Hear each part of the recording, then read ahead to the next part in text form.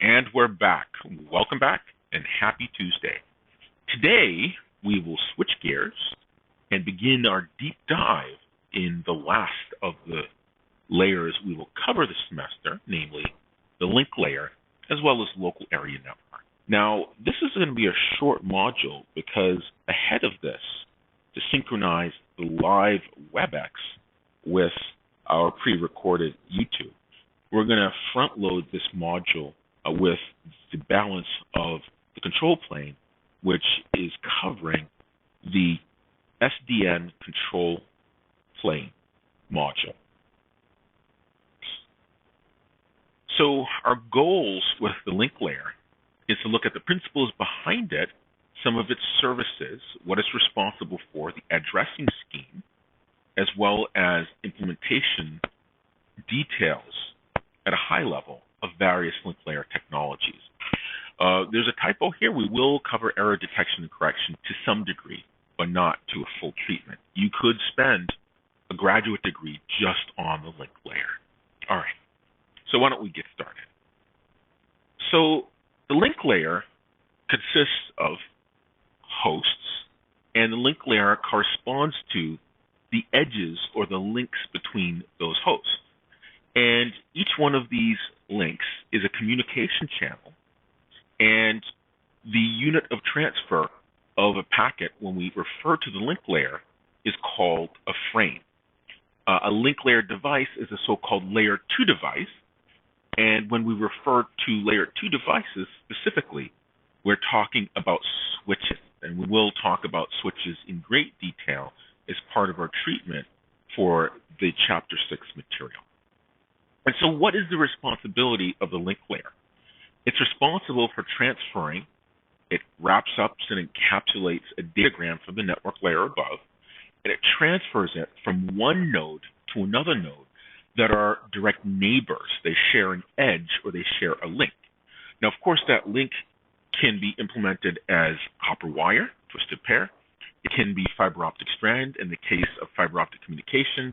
It could be within wireless broadcast range in the case of wireless, be that Wi-Fi or WiMAX, which is the communication standard for the cellular network.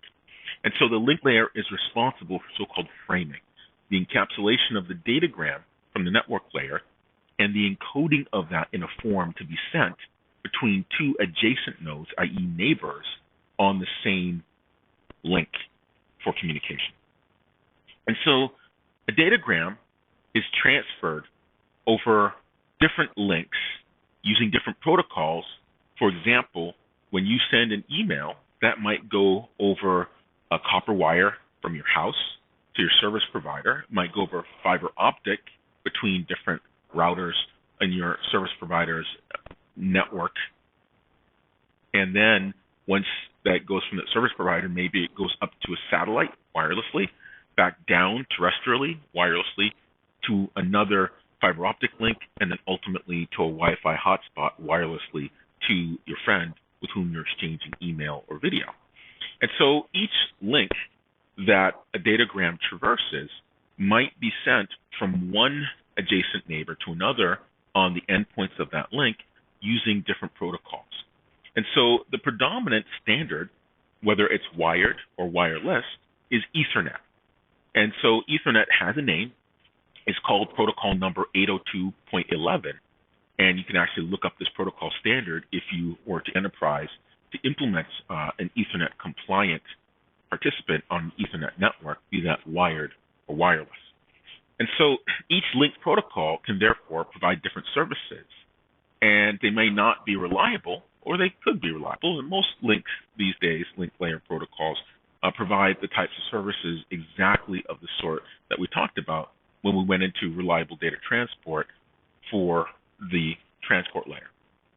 And so those ideas of reliability isn't just the domain of the transport layer. You can implement those sort of finite state machines that we discussed extensively with ACKs and NACKs and sequence numbers in ACKs and checksums and so forth. You can also do that at the link layer. Now in the book, they're really good. The author, Carosa, does a really good job of finding human analogies to kind of frame the understanding of what the link layer is doing. And so in the analogy used in the book, they talk about transportation. If you have a multi-hop journey or itinerary to get, for example, from Princeton, New Jersey to Lausanne, Switzerland. So maybe you take a hired car or limo to get from Princeton, New Jersey to John F. Kennedy Airport in New York, and then maybe you take a plane from JFK to Geneva, and then maybe from Geneva, Switzerland to Lausanne, Switzerland, you take a train. Now, each of these hops from one leg of your trip to the other endpoint for that leg of the trip would represent a communication link, and that mode of transportation along that link would accomplish the same thing that a link layer protocol is doing. So in that case, the torus is the datagram, the itinerary transportation segment along your total transportation, that would be the communication link, and the transportation mode, be that a limo, plane, or train, that's the link layer protocol.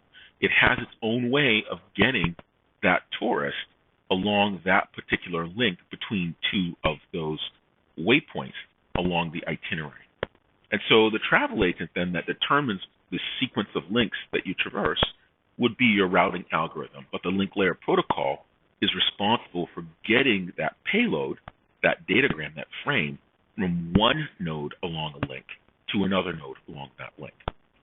So let's take a look at the services made available to the network layer by the link layer.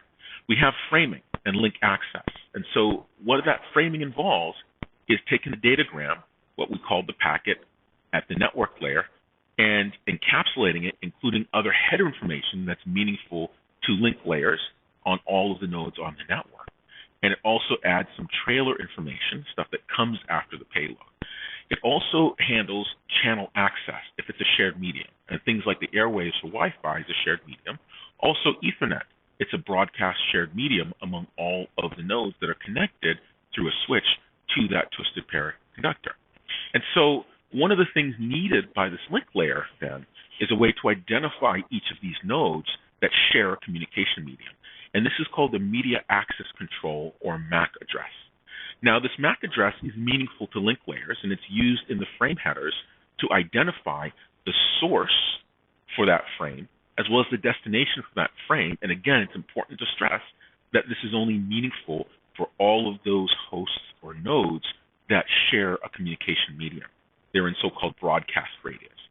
Now, this MAC address is very different from the IP address. When we talked about the IP address, this is a global description. And this IP address identifies the interface, and it identifies it whether or not it's on a different network. But the MAC address is only valid within a network because on a network, you have all of these interacting nodes that are directly reachable from one another. And so the link layer also implements the reliable delivery between adjacent nodes.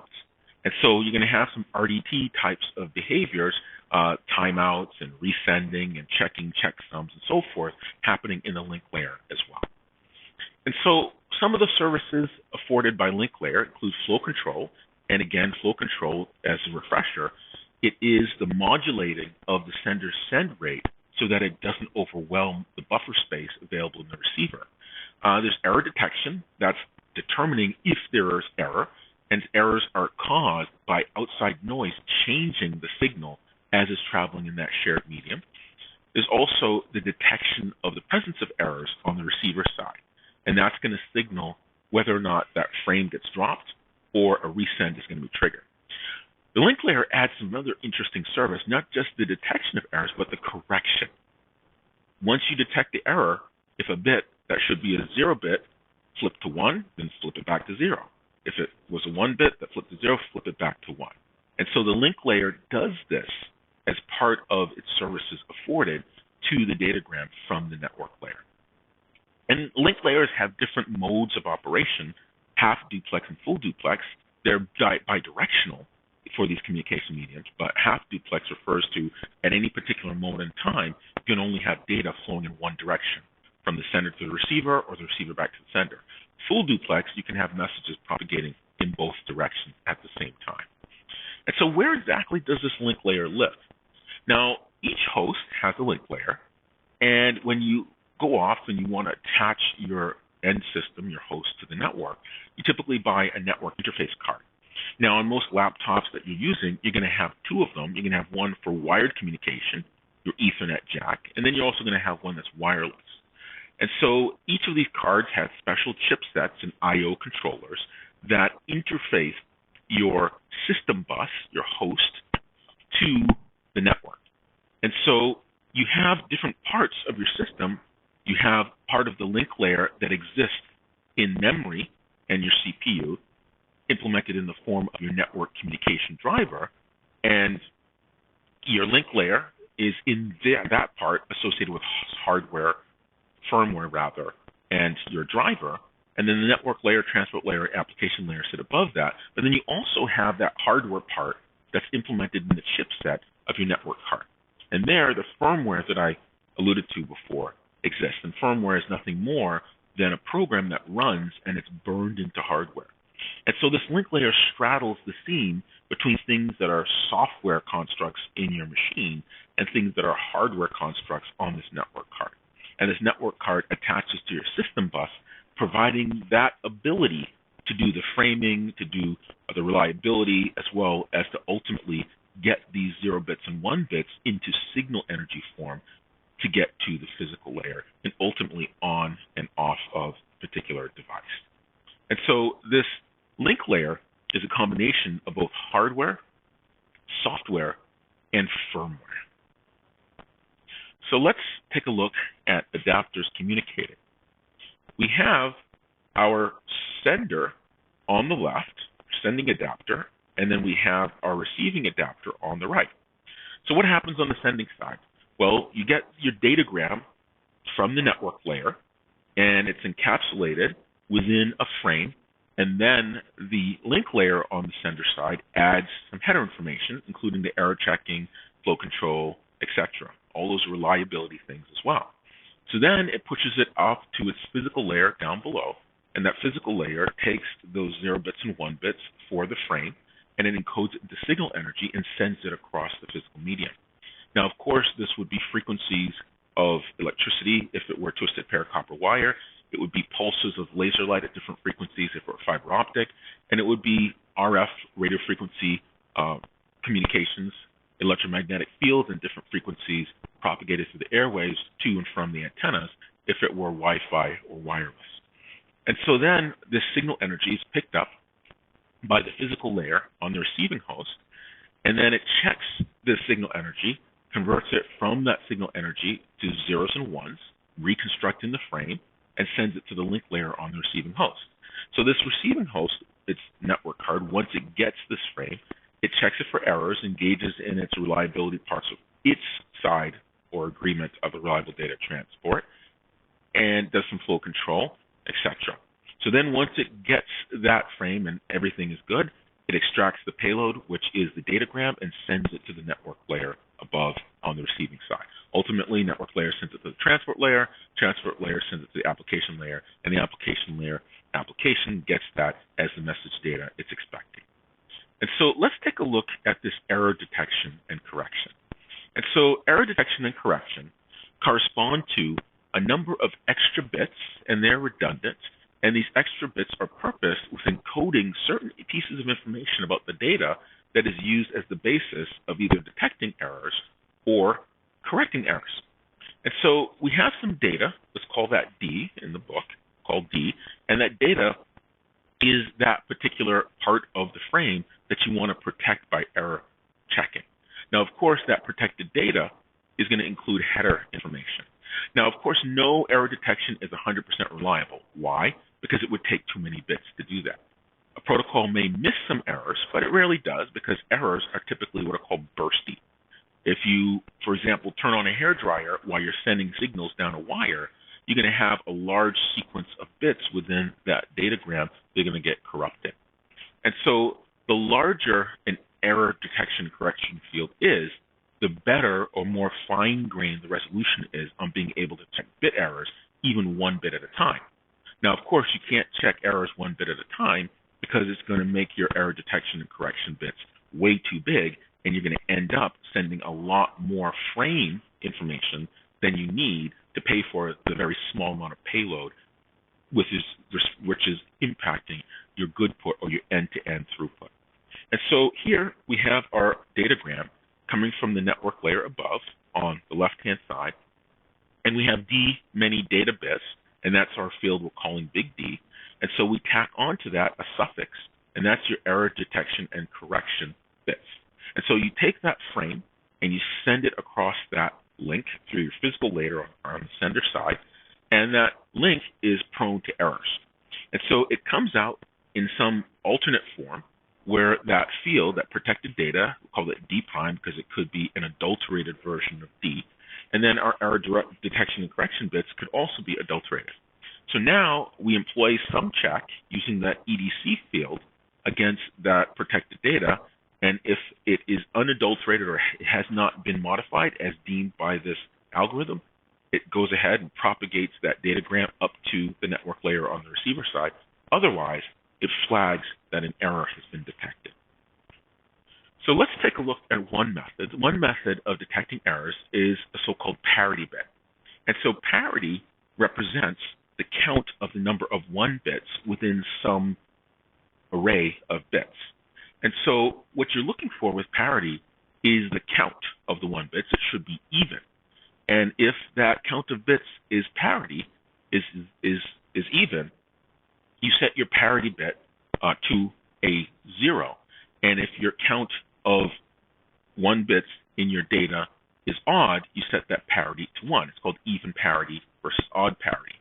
And so what this single parity bit does is tells you, did 1 bit or the count of 1 bits change? Because again, if you have corrupted data, that means a 0 bit is going to be flipped to a 1, or 1 bit is going to be flipped to a 0. And so if the parity of the transmitted data does not match up with that parity bit was that you calculated at the outset, then you say, aha, there has been some bit error and therefore noise. This particular data has been corrupted while it was transmitted down the communication link. Now, another way to do parity, in a very clever way, we can localize where that bit error occurred, is in the following. And so here we have an array of data, 2-dimensional array, and you lay it out column by column, row by row. And then here along the right-hand edge, we have a row parity bit calculated for each row. And so this could be a sequence of 0s and 1s, and then also along the bottom edge, you see that we have a column parity. And then here in the corner, you have a parity bit. But nonetheless, let's take a look at this example where we have no errors. Here we have 3 1s in the first row, so that's going to be odd parity. We set that to 1. Here we have 4 1s in the second row. We have even parity. We set the parity bit to 0. And here we have 3 1s in the third row. That's odd parity, so we set the parity bit to 1. Likewise, if we look at the column parity, in the first column here on the left-hand edge, we have 2 1s, so that's a 0. We have 2 1s, the next one, that's a 0. 3 1s, that's a 1. 2 1s, that's a 0. And lastly, 1 1 in that last column on the right. That's going to be a parity bit of 1 for the columns. So now let's imagine this array of data gets sent. And let's imagine then this bit in the second row, second column, gets flipped from a 0 to a 1. So what happens then? Well, if it gets flipped from a 0 to a 1, when we look at the parity on the received data that has been modified in row 2, column 2, we see that that row parity has changed. We now have an odd parity, but the parity bit is 0. That's not correct relative to the data in the second column. And if we also look at the second row, that parity was even, it's now odd, and so that parity bit 0 for the second row no longer matches. So you know from the parity bits, there was an error in the second row, in the second column, and lo and behold, you can localize with specificity, determine which of those bits in this array of data where the error occurred. And then once you know the error occurred there, then you can just say, aha, it's 0, it should be 1, let me just change it and correct that particular error. Okay, and so your parity can be used in multiple dimensions to provide localization for the identification of specifically where your error occurred. And so we also talked in the past about internet checksum. And we said the goal, when we discussed reliable data transport for the transport layer, goal of the checksum was to treat your sequence of data as 16-bit integers. You add, and then if you have a carry out most significant bit, you add it back into the least significant bit, take the ones complement, and that was your checksum. You calculate it and include it as payload in the data. When it's received, you recompute it at the receiver and compare the stored checksum against the calculated checksum. If they were not equal, it means that there was an error detected. If they were equal, that means there were no errors detected. And so checksums are also used at the link layer, kinda, but not really. The link layer uses is something a little bit more powerful, something called the CRC check, or cyclic redundancy check. Now, this is a more powerful method than coding a checksum. And in this, you view data as some number of bits, d many bits, call that field big D, and you treat this as if it were a binary number. So now in CRC, you're using the mathematical relationship between the D and another field that you use to pad this number. So then you have a set of pattern generators. These pattern generators are synchronized running a specific algorithm, and they're going to choose an R+1 bit pattern. And this pattern generator is going to generate a pattern we're going to call big G. And so now what you're going to do is choose a set of bits, R many bits, and you're going to use this to pad your data D on the right-hand side. And so the R least significant bits are going to be added on to this D, and you want to do it in a way that there's a mathematical relationship between this generated pattern G and that padded D message, padded with bits, R many bits, we call big R. And so what is that relationship? So let's refer to this concatenated D data, DR. This concatenated this D message concatenated with bits R is going to be divisible by G when you do the 2 modulus. And so that means that if you take D, pad it with R, and you divide it by G, there's going to be no remainder under mod 2. So that means it's going to be evenly divisible by G.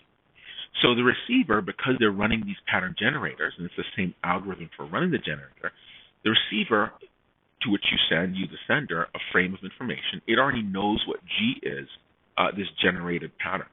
So what does it do? It divides this concatenated D vector by G, and then it checks to see if the remainder is 0 or if it's non-zero. If the remainder is non-zero, that means an error was detected. And this allows it to detect bursty errors, that means a sequence of errors one after the other in a sequence of bits, less than R+1 bits. And so this is typically used in Ethernet, Wi-Fi, and another less popular high-speed protocol for link layer called ATM, asynchronous transfer mode. But what's predominantly now on the modern internet is Ethernet, which is used on wireline communication, category 5 cable, your typical Ethernet jack, and 802.11, which is the predominant protocol for link layer for Wi-Fi. And so here in this depiction, and this is in the book, we have our D many bits, that's our data that you want to protect, and you're going to pad it with R many bits, that's our cyclic redundancy code bits, that's the R. And so the relationship is that D rate times 2 to the R, so if you raise some binary number, if you multiply it by 2 to the R power, that's like shifting it R many bits to the left. And now, if you XOR that with R, you're inserting now where they're different. You have all 0 bits here, so everywhere where R, that pattern, was non-zero, you're just going to fill in the values of R. And so this is what our CRC protected data looks like. We have the uppermost D many bits as our data, and then we have the lowermost least significant R many bits is our CRC protection pattern. So what we want then is if we take D times 2 to the R, so that's D shifted R bits, and we put in those R many least significant bits as our pattern R, we want that to equal an equal multiple of G, where G is that pattern that's obtained or present in the receiver. And so equivalently, we could say that D shifted R many bits to the left is equal to our N times G, So that's a multiple of G, evenly divisible, and we XOR that with R. That's how you get this relationship where it's evenly divisible by G. And so now what we want to do, we divide D, shifted R many bits, we divide that by our pattern at the receiver G, and then we want our remainder R to have the following property. R should be the remainder of taking D, shifting it R bits, and dividing by G. So here, this is our D. We're going to shift it some number of bits. We're going to shift it 3 bits here. And now we're going to divide by G. So if we divide by G, doing binary division, we get a remainder, and that remainder here should be R, in this case, 0, 1, 1. And so checking for this relationship will tell you whether or not we had an error or we did not have an error. All right, so this is our treatment of error detection and correction. So with that, we'll end there, and we'll pick back up next time with multiple access protocols. So as usual, until then, please stay healthy, stay safe, and I'll see you all on Thursday.